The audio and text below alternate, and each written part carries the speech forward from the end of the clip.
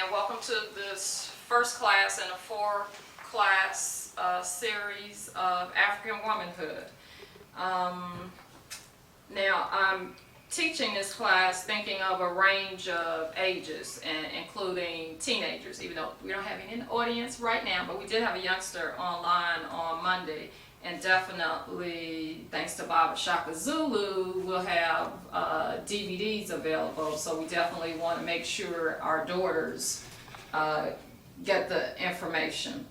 But I definitely want to say I'm happy that Brother Baruti asked me to do this class, because it's an opportunity for me to first and foremost honor my mother, my grandmother, the women in my family line, but also to share what I call old school wisdom with my sisters and daughters today.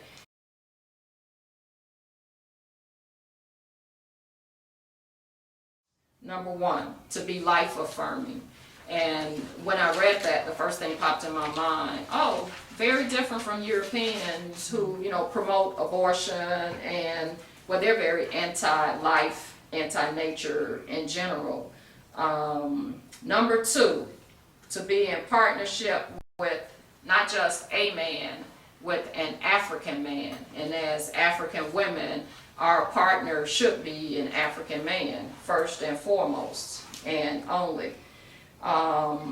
Number three, to be a political organizer. And definitely in this society, that political organization should be geared towards sovereignty. Because I think if you have any idea of what's going on in this society today, you know that the only salvation, solution, only hope for us is a separate sovereign nation. And sovereignty for our younger people in the class, total independence, total control of what goes on in your nation. So nobody else is dictating in any way. You're speaking your own languages, your own forms of government, your own spiritual systems, your own diet, medical care, everything is controlled by you. And anything short of that, we continue to see, on a daily basis. It just breaks your heart to see how our people are being demoralized, degraded, and physically killed, for breathing while black. To be an African woman is to be a mother who does whatever is necessary to protect her child. And, those were the old school moms. You just do what you have to do. No one better put a hand on your child. And your child was your first priority. To be an African woman is to be a healer. And that's something we'll talk about tonight on the agenda. First and foremost, we have to heal ourselves. And all African people are in need of healing. But, physician, heal thyself. However, it's not the situation where I have to heal myself, then I'll help heal someone else. Well, it will take us our entire lives to heal ourselves. So we're doing all of this concurrently.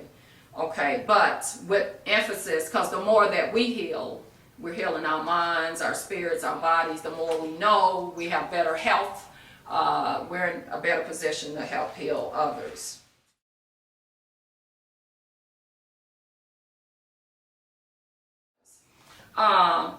So anytime you see the words, definitely if you see the word feminism, it doesn't matter if you put black in front of it or not. Basically, feminism is the women's movement.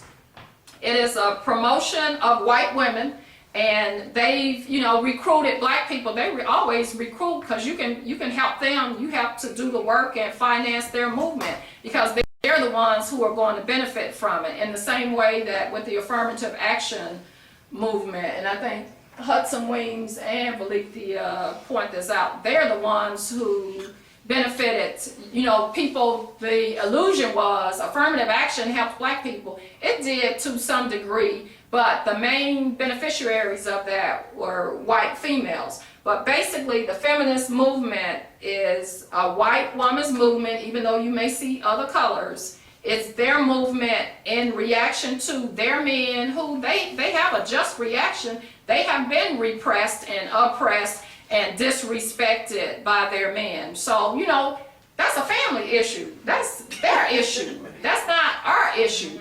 And they have sold us on, oh, it is all men. Now, black men are doing some things in the same way that black women are doing things today that who are not traditionally us. But we're imitating somebody else. But the bottom line is black men do not hold the power in this country. So whatever negative effects that we're experiencing as a black woman experiencing, now you may, you get if your husband or the men in your lives are sexist, well, that's a different issue. But in terms of who's in control, but regardless of what they're doing, a black man, unless he's working to help Europeans and he's working against African people, those are the exceptions. The other black men, they're not our enemies. They have issues, and many of them from being in this society in the same way that we do, and we all need to work on our issues. Those are family problems, but our problems, those problems are separate from the white feminist movement and the women's movement, and we need to be clear on it. A major point in her article is whites as well as black women and even a few black men who've done these anthologies, they are revising history, something that Europeans do regularly. So they're going back. If you were a black woman and you said anything about women, you are being labeled a black feminist. So they're making reference to women. This whole movement started in the 70s, but they're alluding to people who predate the 70s. They were early feminists. And so basically you have any black woman that said anything where she used the word, had some mention that, women were being mistreated, she becomes a feminist. And a big problem with black feminism, the thinking behind that is that your plight as a woman takes priority as your plight as an African, when the reality is it's the fact that you're African.